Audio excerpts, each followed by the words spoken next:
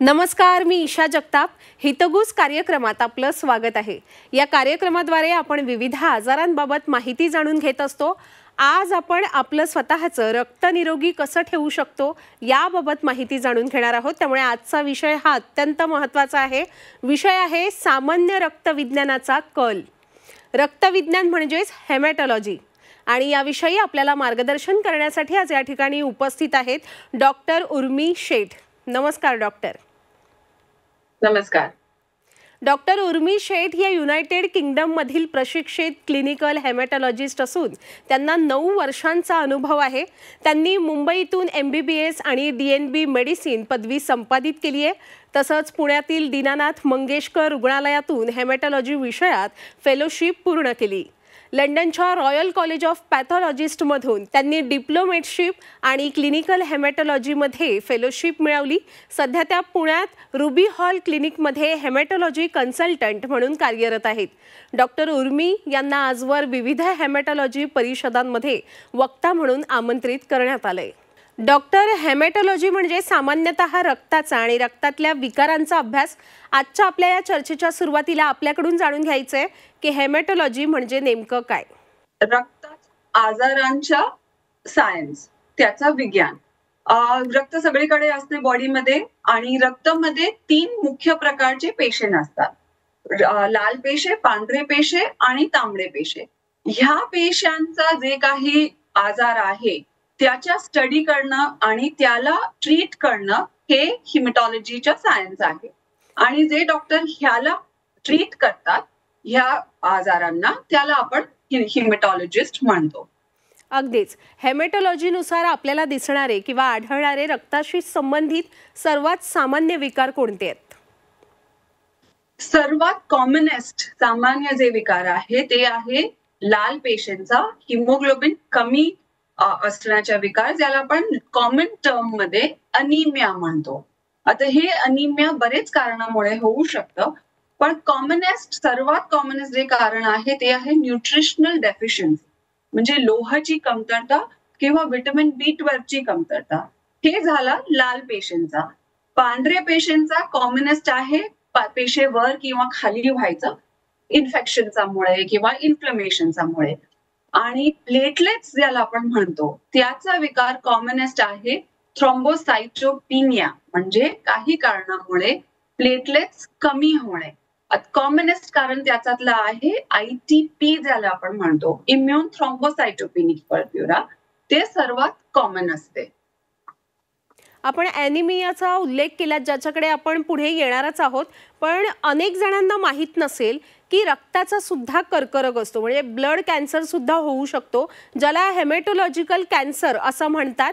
या कर्करोगाची सुरुवातीला काही लक्षणे जाणवतात का, ज्याबद्दल सर्वसामान्य व्यक्तींमध्ये जागरूकता असणं महत्त्वाचं आहे? हो, अगदी. तर ब्लड कॅन्सर किंवा ज्याला आपण ल्युकेमिया म्हणतो, हे टेक्निकल नाव आहे त्याचं, ते मुख्य 2 प्रकारचं असतं. एक क्रॉनिक आणि दुसरं अक्यूट. क्रॉनिक म्हणजे जे स्लो ग्रोईंग आहे, बरेच महिना किंवा आठवड्यापासनं पेशंटचा बॉडीमध्ये त्याचा ग्रोथ होतो आणि सिम्पटम्स हळूहळू येतात. म्हणजे थोडीशी थकवापणा, भूक कमी लागणं, कधी कधी खूप घाम सुटणं, हे हळूहळू येतात. म्हणजे काही महिन्यामध्ये त्या सिम्पटम्स येतात. अक्यूट ल्युकेमिया ज्याला आपण म्हणतो ते फास्ट ग्रोईंग आहे, म्हणजे खूप वेगाने वाढणारा आजार. त्याचा अर्थ असा आहे की त्याचे सिम्पटम्स पण त्या हिशोबाने लवकर येऊन दिसतात. त्या सिम्पटम्स नेमका सेम असतात क्रॉनिक ल्युकेमिया सारखंच, पण जेव्हा अक्यूट ल्युकेमिया होतो तेव्हा प्रेझेंटेशन मध्ये हिमोग्लोबिन कमी असल्यामुळे त्याच्यामुळे जे सिम्पटम्स येतात आणि प्लेटलेट्स कमी असल्यामुळे ब्लीडिंगचे सिम्पटम्स पण येऊ शकतात. म्हणजे अंगावर चठ्ठ येणं, काही मार्क्स, रॅशेस वगैरे येणं, किंवा थोडंसं खाऊन पोट भरणं, किंवा हाताला गाठ्या नेक मध्ये किंवा काखेतला किंवा मांडीमध्ये गाठ्या वगैरे हातातला लागणं, किंवा पोट फुगणं, किंवा खूप प्रचंड थकवापणा, ताप सारखा येत राहणं, हे सगळे सुरुवातीचे चिन्ह आहे. अगदीच आपण सांगितलं की रक्ताच्या कर्करोगाची लक्षणं ही हळूहळू दिसायला लागतात शरीरावर किंवा जाणवतात. मग त्याचे उपचार त्यावर शक्य असतात का? आणि जेव्हा ही लक्षणं जाणवतात तेव्हा जर उपचार घेतले तर हा कर्करोग बरा होऊ शकतो का? हो. आता कर्करोग डायग्नोज करण्याचा आपल्याकडे बरेच नवीन पद्धती आहे, नवीन टेस्ट आहे. जेव्हा एका पेशंटला कर्करोगाच्या सिम्प्टम्सची सुरुवात होते, ते पहिला आपल्या फिजिशियनकडे जातात आणि फिजिशियन एक साधी रक्ताची तपासणी करून घेतात. त्याच्यावर त्यांना संशय येतो आणि ते पुढे हिमॅटॉलॉजिस्टकडे पाठवतात. एकदा हिमॅटॉलॉजिस्टकडे आल्यावर आपण रक्ताची स्पेशल टेस्ट करून घेतो आणि दुसरं आपल्याला बोन मॅरोची एक टेस्ट करावं लागतं. ते दोन्ही टेस्ट करून त्याच्यावर काही स्पेशलाइज्ड टेस्ट आपण रन करतो लॅबोरेटरीमध्ये आणि त्याच्यावर आपण कर्करोगाचा डायग्नोज किंवा निदान ठरवतो. आता आपल्याकडे बरेच प्रकारचे टेस्ट ड्रग्ज अवेलेबल आहे, ज्याच्यामुळे कर्करोग पण पूर्णपणे क्युअर होऊ शकतो. कर्करोग पूर्णपणे बरा होऊ शकतो अशी औषधं आपल्याकडे उपलब्ध आहेत असं आपण आता सांगितलेलं आहे. आपण रक्ताच्या कर्करोगाविषयी आणि तेही सुरुवातीला त्याच्यावर उपचार करण्याविषयी आपण बोलत होतो. डॉक्टर, जेव्हा रक्तातल्या लाल पेशींचं प्रमाण कमी होतं अशा स्थितीला म्हणतात ॲनिमिया. ही स्थिती कशी टाळता येऊ शकते? ही स्थिती कशामुळे उत्पन्न होते ते समजून घ्यायचं गरजेचं आहे. लाल पेशी कमी होऊ शकतात मुख्य 3 पॅथॉलॉजिकल कारणामुळे. एक, जेव्हा त्यांचं प्रोडक्शन कमी होतो. दुसरा, जेव्हा ते तयार होऊन प्रोड्यूस होतात पण ते फुटतात. आणि तिसरा, कधी-कधी सूक्ष्म प्रमाणात त्यात ब्लड लॉस होत राहतं.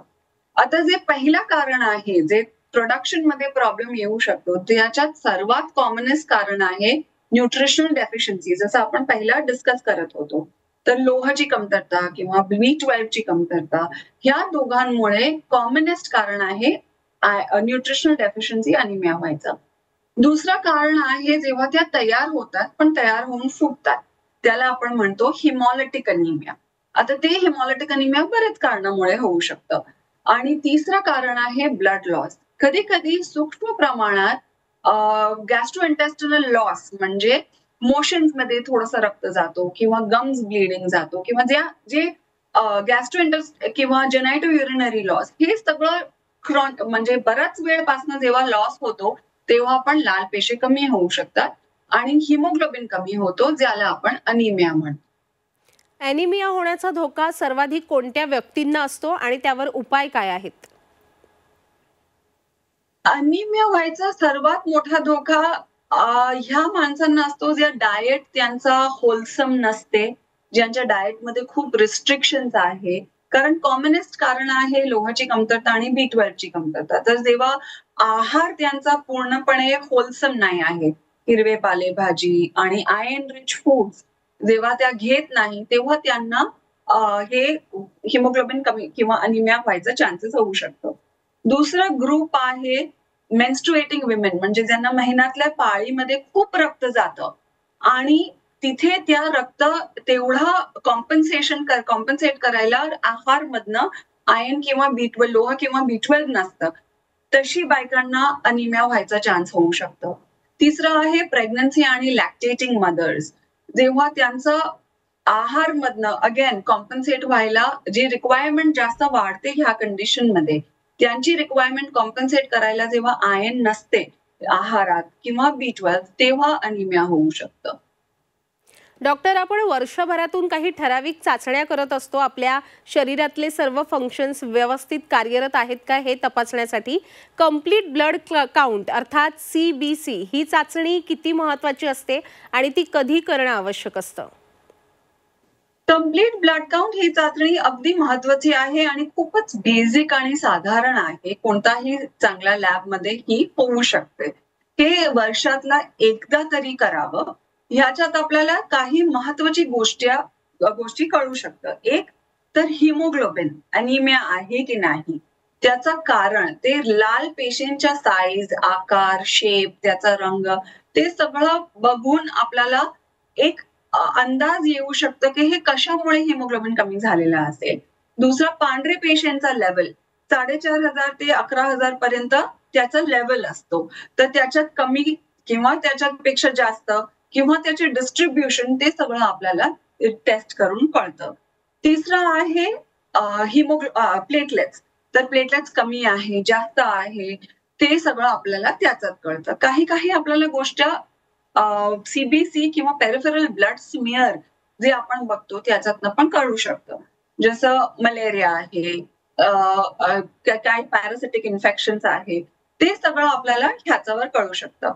पण जनरल पॉप्युलेशनसाठी जे साधारणपणे प्रत्येक वर्षात हेल्थ चेक करून घेतात, त्याच्यात सीबीसी नेहमी करावं. ऍटलीस्ट वर्षातलं एकदा तर सीबीसी करत राहावं. म्हणजे आपल्या रक्ताची संपूर्ण स्थिती ही सीबीसी या चाचणीतून कळत असते, म्हणून वर्षातून एकदा ही चाचणी करण्याचा सल्ला आपण दिलेला आहे डॉक्टर.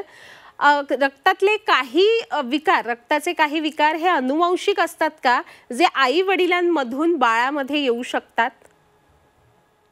हो, कॉमनेस्ट तसे विकार आहे हिमोग्लोबिनचे, लाल पेशींचे, ज्याला आपण थॅलेसिमिया म्हणतो. थॅलेसिमिया म्हणजे लाल पेशी पाहिजे तेवढे तयार होत नाही आणि म्हणून हिमोग्लोबिन कमी होतं आणि त्याच्यातला एक स्पेक्ट्रम आहे. म्हणजे थॅलेसिमिया ट्रेट असू शकतं, ज्याला आपण मायनर म्हणतो, आणि थॅलेसिमिया मेजर आहे, जेव्हा रक्त वारंवार आपल्याला चढवावं लागतं. आता त्याचं अनुवांशिक असल्यामुळे ते जन्माच्या नंतर 3 ते 6 महिन्यामध्ये जेव्हा बाळाचे सिम्पटम्स, बाळाच्या ग्रोथ पाहिजे किंवा अपेक्षित असते तेवढा होत नसतं, तेव्हा आपल्याला संशय येतो की थॅलेसिमिया आहे की नाही. म्हणून त्या पिडियाट्रिशियन कडे जातात आणि टेस्ट वगैरे करून घेतात आणि नंतर पुढे जाऊन हिमॅटॉलॉजिस्ट कडे जातात. आता हे अनुवांशिक असते म्हणून ऍक्च्युअली तर जर बघितलं तर कुंडली न मिळवताना HPLC नावाची जे टेस्ट आहे, जे आपण ब्लडची टेस्ट आहे, जे आपण टेस्ट करतो थॅलेसिमिया आहे की नाही ते बघण्याकरता, ते मॅच करावी आई आणि वडिलांमध्ये दोन्ही पण. दुसरे बरेच असे आहे अनुवंशिक ब्लीडिंग काहीतरी टेंडन्सीज असतात. एक मुख्य त्याच्यात कॉमनेस्ट आहे हिमोफिलिया म्हणून. ते एक्स लिंक्ड रिसेसिव्ह आहे म्हणून ते मुलांमध्ये जास्त असतात. फिमेल नेहमी कॅरियर्स असतात. हे ब्लीडिंगची टेंडन्सी आहे ज्या मुलांना जेव्हा त्या रांगायची सुरुवात करतात किंवा पळायची सुरुवात करतात, तेव्हा त्यांना काही न लागताना किंवा थोडंसं लागल्यावर ब्लीडिंग होतो किंवा गुडघा सुजतो, तेव्हा संशय येतो हिमोफिलिया आहे की नाही. तर त्याच्यासाठी पण हिमॅटॉलॉजिस्ट कडे त्यांना यावं लागतं. आणि असे बरेच काही आहे, पण मुख्यातलं आपण हे दोन्ही जास्त प्रमाणात बघतो. अच्छा डॉक्टर, सुदृढ जीवनशैली जगून निश्चितच आपण निरोगी आयुष्य जगू शकतो. आपलं विशेषतः रक्त निरोगी ठेवण्यासाठी आहारात कोणते बदल करण्याचा सल्ला आपण द्याल? काही जनरल प्रिन्सिपल्स गाईडलाईन्स असतात, ते सगळ्यांना फॉलो करावं. एक होलसम फूड म्हणजे ज्याच्यातलं जंक फूड नाही आहे, मैदाचा प्रकार वगैरे कमी असतं आणि ज्या आयर्न रिच फूड म्हणजे लोह ज्याच्यात जास्त असतं, त्याच्यात फळ, फुलं, हिरवे पालेभाजी, मनुके, काळे आणि पांढरे तिळं, गुड, शेंगदाणे, हे सगळे आणि खजूर, हे सगळे आपण रोजचा रोज सांगतो सगळ्यांना घ्यायला. एस्पेशली मुलांना, महिलांना, प्रेग्नेंट आणि लॅक्टेटिंग मदर्सला. आपण हावेवर ज्या पेशंटला थॅलेसिमिया आहे त्यांना आपण सांगतो हे कमी प्रमाणात घ्यायला. पण बाकी सगळं normal, regular, wholesome, balanced food हे सगळं लक्षात ठेवताना घेतलं गेल्यावर आपण रक्ताला निरोगी ठेवू शकतो. होय, आपलं रक्त निरोगी ठेवण्यासाठी आपण शक्य तेवढे प्रयत्न करायलाच हवे. शिवाय ज्यांना ज्यांना रक्ताची आवश्यकता आहे आणि आपलं रक्त जर जुळत असेल तर त्यांना नक्कीच रक्तदान करायला हवं, कारण रक्तदान हे श्रेष्ठ दान मानलं जातं. पण हे दान करण्यापूर्वी आपल्याला काही गोष्टी माहीत असणं आवश्यक असतात. डॉक्टर, रक्तदान करण्यापूर्वी व्यक्तीला काय माहीत असणं आवश्यक आहे? रक्तदान करण्यापूर्वी डोनर ज्याला आपण म्हणतो, जे रक्तदान करणार आहे, त्याचे काही रिक्वायरमेंट्स. येस. रक्तदाता, येस, त्याचे काही रिक्वायरमेंट्स आहे. एक तर एज लिमिट असतात. 18 ते 65 इयर्स पर्यंत त्या डोनेट करू शकतात, रक्तदान करू शकतात. दुसरं, त्यांचं वजन कमीत कमी 45 किलो पाहिजे. तिसरं, त्यांचं हिमोग्लोबिन 12 आणि त्याचा वर असलेला पाहिजे. दुसरं, त्या साधारणपणे म्हणजे नेमकं नॉर्मल वेल हेल्दी लाईफस्टाईल पाहिजे त्यांची. त्यांना काही मेजर इन्फेक्शन झालेला नाही पाहिजे, जसं की ट्युबरक्युलोसिस किंवा HIV किंवा हेपटायटिस. डायबिटीस असलेल्या माणसांचं, ज्यांच्या डायबिटीस रेग्युलर नॉर्मल कंट्रोलमध्ये आहे, त्या रक्तदान करू शकतात. आणि रक्तदान करण्याच्या अगोदर त्या ब्लड बँक तुमचं काही रक्त घेतात, त्याला तपासणी करतात, त्याच्या ब्लड ग्रुपिंग करून घेतात आणि त्याच्यावर मुख्य नेमका 3 व्हायरल इन्फेक्शन्सची टेस्ट करून घेतात. नेमका HIV, HBsAg आणि HCV. आणि हे त्याचं नंतर त्यांची स्क्रीनिंग असतात, त्यांचे बरेच क्वेश्चनर्स असतात, प्रश्न असतात. ते आपण टिक वगैरे करायचं ऍज अ डोनर, आणि नंतर त्या रक्तदान करण्याकरता तुम्हाला सिलेक्ट करतात. रक्तदान आपण वर्षातला लाल पेशींच्या रक्तदान आपण वर्षातला 3 वेळा करू शकतो. आणि प्लेटलेट्स जर आपण दान देणार आहोत, डोनेट करणार आहोत, तर आपण ते प्रत्येक 7 दिवसात करू शकतो. ज्या माणसांना, ज्या जनरल पॉप्युलेशनला अँटी प्लेटलेट्स म्हणजे ऍस्पिरिन नावाची गोळी चालू आहे, त्यांना एक ऍस्पिरिनचा लास्ट डोस घेतल्यानंतर काही दिवस थांबवावं लागतं, त्याच्या नंतरच रक्तदान करता येईल. असं काही काही रिक्वायरमेंट्स किंवा गाईडलाईन्स आहे, ते एवढं जनरल पॉप्युलेशनला लक्षात ठेवावं लागतं. डॉक्टर, आपण सांगितलं की आई वडिलांमधूनही रक्ताचे विकार मुलांमध्ये येऊ शकतात, मग ते अगदी बाळ नवजात असताना सुद्धा त्यांना आजार होऊ शकतात. पण त्या व्यतिरिक्त लहान मुलं आणि वृद्ध व्यक्तींना रक्तविकाराचा धोका असतो का? लहान मुलांमध्ये अनुवंशिक असू शकतात किंवा अक्वायर्ड, ज्याला आपण अनुवंशिक नसताना जे काही आजार असतात त्याला आपण ते कॉमनेस्ट आजार आहे त्याच्यातलं अनिमिया. जेव्हा लहान मुलं ब्रेस्ट फीडिंग वरनं नॉर्मल टॉप फीड्स मध्ये ट्रान्झिशन होतं त्यांचं, तेव्हा कधी कधी त्यांना व्हिटॅमिन B12, आयर्न हे सगळ्यांची कमतरता होऊ शकतं आणि त्यांना हिमोग्लोबिन कमी राहू शकतं. दुसरा, एल्डरलीज मध्ये म्हणजे वयस्कर माणसांमध्ये, तिथे त्यांना मोस्टली सगळे अक्वायर्ड रक्ताचे आजार होऊ शकतात. त्याच्यातला एक आहे मायलोडिस्प्लास्टिक सिंड्रोम, ज्याला आपण म्हणतो MDS असू शकतं, जिथे सगळे लाल पेशांचे प्रोडक्शन मध्ये प्रॉब्लेम येऊ शकतात. किंवा कर्करोग असू शकतो, किंवा अक्वायर्ड दुसरे काही ब्लिडिंग किंवा क्लॉटिंग डिसऑर्डर्स असू शकतात. किंवा त्यांना पण अनिमिया किंवा ब्लड लॉस याचे प्रॉब्लेम्स येऊ शकतात वयानुसार. डॉक्टर, हेमॅटॉलॉजी क्षेत्रात आता कोणते नवीन उपचार आलेले आहेत?